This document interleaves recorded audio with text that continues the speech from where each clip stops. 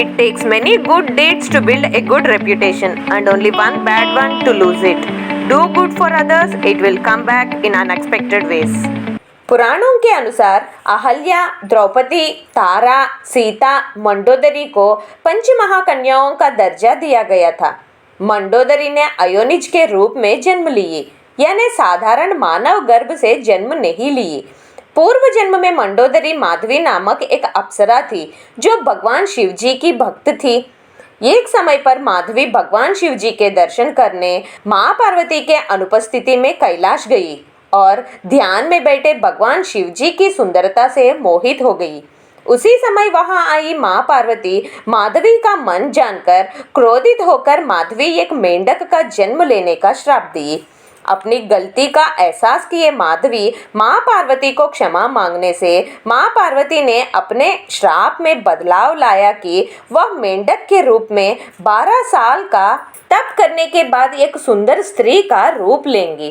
तुरंत माधवी मेंढक का रूप लेकर भूलोक में एक कुएं में रहते हुए तप करने लगी।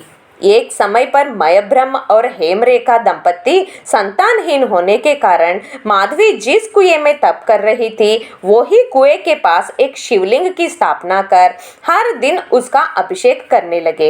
इस तरह 12 साल बीत गए। 12 साल मयब्रह्म और हेमरेखा से किए अभिषेक का जल फिर कुएं में प्रवेश करने के कारण मेंढक रूप माधवी एक सुंदर स्त्री के रूप में बदल गई। मयब्रह्म और हेमरेखा दंपत्ति ने मेंढक से सुंदर कन्या रूप ली माधवी को मंडोदरी नाम देकर अपनी पुत्री के रूप में स्वीकार किए। एक समय पर जब मंडोदरी मयब्रह्म के महल में राजकुमारी का जीवन जी रही थी तब रावण वहां आया। पहली बार रावण का मंडोदरी को देखना हुआ। मंडोदरी की सुंदरता से मोहित हुए रावण ने मयब्रह्म के सामने उनका मंडोदरी से विवाह करने का प्रस्ताव रखा।